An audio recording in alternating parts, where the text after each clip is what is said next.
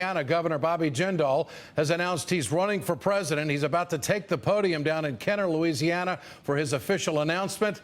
When he steps up, we'll take a few minutes of it. But let's take a quick look at Governor Jindal's record as the Louisiana governor. It's not pretty.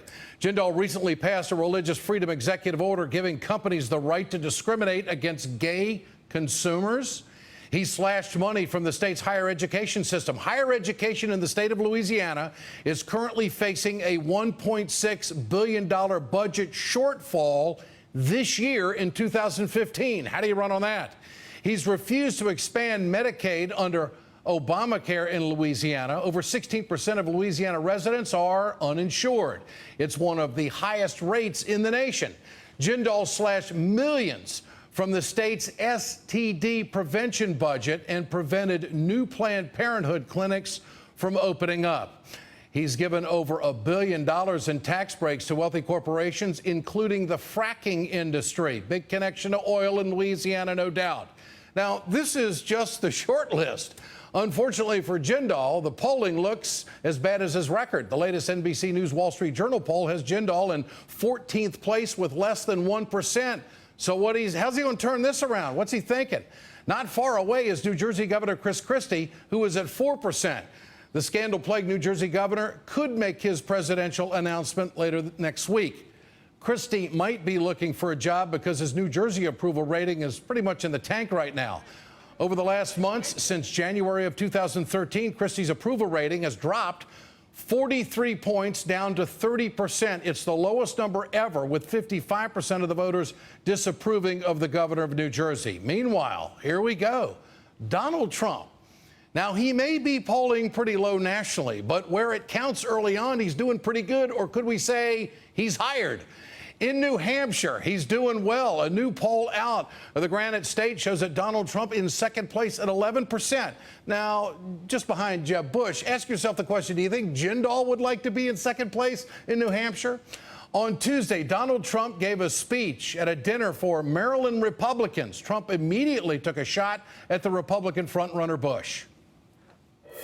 I can't believe Bush is in first place. You know, some people are thrilled. I'm not thrilled, because how could Bush be in first place? This guy can't negotiate his way out of a paper bag.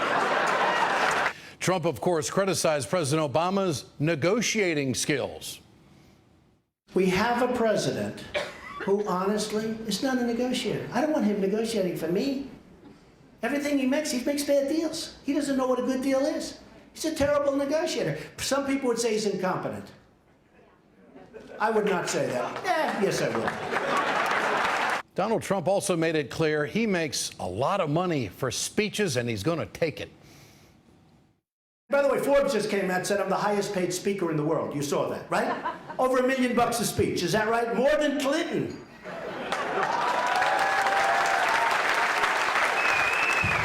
And by the way, with me, you know that I get nothing. I don't have to do something for somebody to get the speech. I mean, to me, it's just a speech.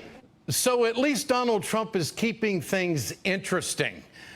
We are expected to take a little bit of Bobby Jindal's announcement. When we get that shot from Louisiana, we'll hear a few words from him, even though he's polling at 1%. Get your cell phones out. I want to know what you think. Tonight's question, can Donald Trump win the New Hampshire primary? Go to pulse.msnbc.com/ed to cast your vote.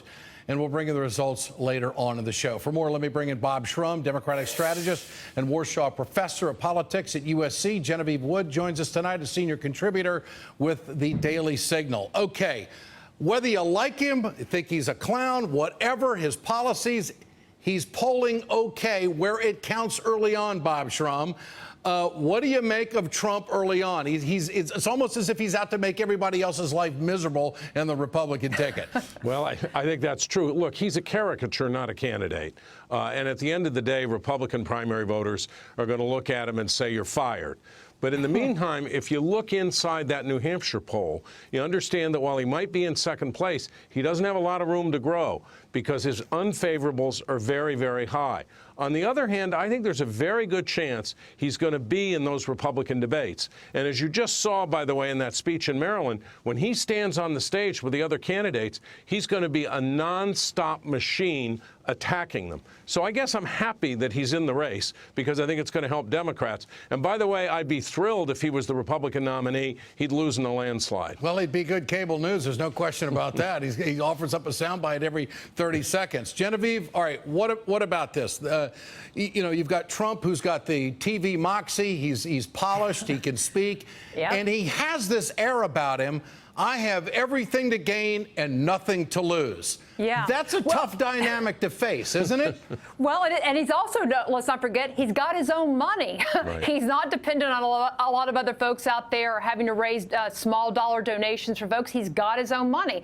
But look, he's also got a well-known name. He's better known than probably over half the others running currently in the GOP field, including a number of the governors. But it takes more than that to win a nomination. And so I agree with a lot of what Bob just said. I think he's going to make a splash. Look, he's clearly successful in the business arena. I think a lot of people admire that.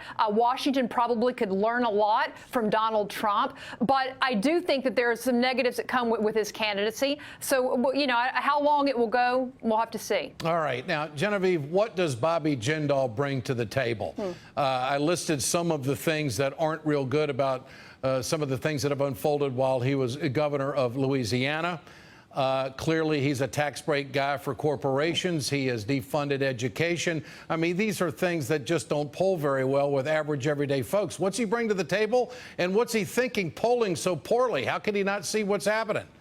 Well, I think Bobby Jindal has been a very reform-minded governor. He's done a lot when it comes to education. I know you don't like school choice and educational choice, but I do, and a lot of Republicans and conservatives do. And I think increasingly, the more Americans know about it, the more they like school choice. He's been a leader on that front. He's done a lot in the health care reform arena. So I think, look, he, like a lot of the other people running, especially a number of the governors, he is going to be able to put real policy measures on the table. Bobby Jindal is a very smart man. He knows policy inside and out. He's been accused of being a wonk at times. So I think he's going to impress many people who today don't know who he is. Well, the only issue that I've got with all of these Republican governors that are cutting $1 billion in education, they're not delivering a better product. No one's ever proven to me you can cut $1 billion and come up with something better. Yeah, you can get choice, well, and that's going to help out the rich folks. There's no doubt about that. But the resources are the resources.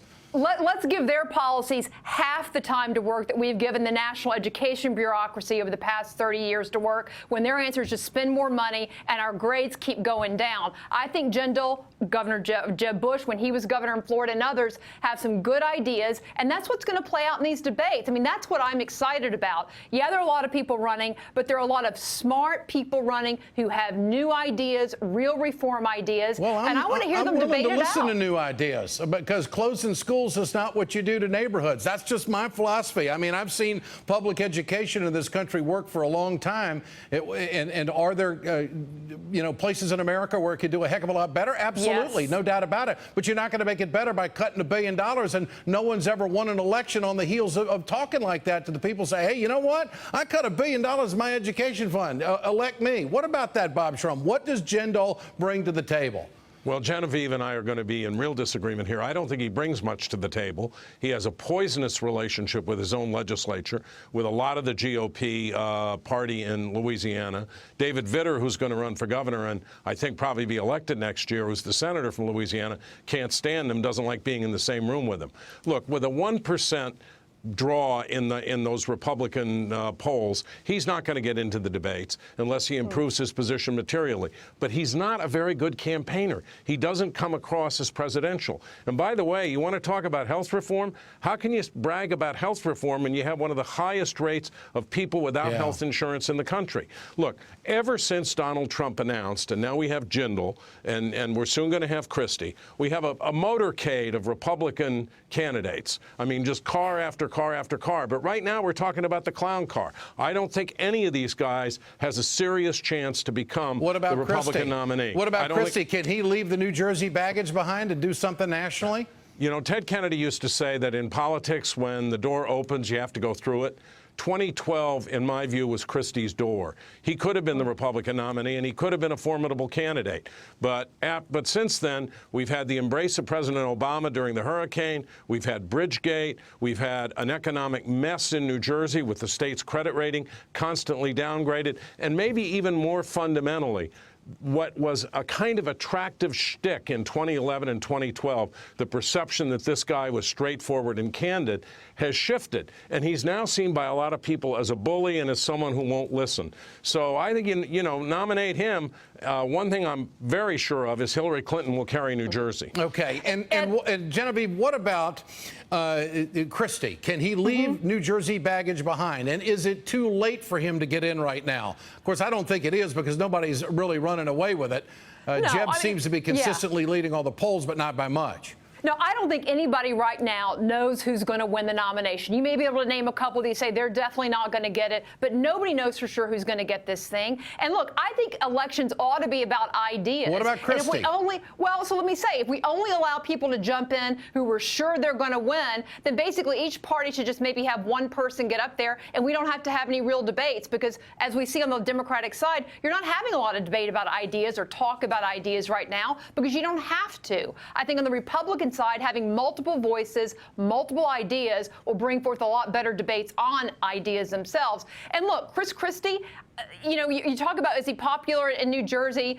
Bobby Jindal, is he popular in Louisiana? Yeah. My guess is, you know, let's remember, Al Gore didn't win his home state of Tennessee. I'm going to guess Hillary Clinton doesn't win Arkansas, even though she lived there for a number of years. Why doesn't this is a national election, not just state by state? Why doesn't the Republican Party take the position, whoever's running, we're going to get them on stage no matter where they're polling, because we want to make sure we exploit all ideas to the American people. We're about ideas.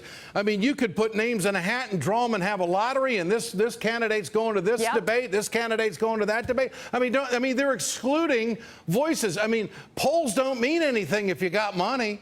Right. Well, no, but and the Republicans have made sure there's plenty of money around. Well, no, look, I agree with you that I think we have to really seriously think more, maybe rethink how the debates are going to be set up. I mean, just the people polling in the top 10, I don't know, maybe that's a good idea, but I don't know that every debate has to follow the same rules in that sense. Yeah. Because I think anybody willing to I want to put hear their them hat all. in I the want to see ring- them all up there. I want to see a bunch of camera shots, no doubt. Well, but it has to be done in a way that we can actually have a discussion. I would hope you would agree with that. All right. Bob Shrum, Genevieve Wood, I do. Thank you so much. Thanks for joining us tonight.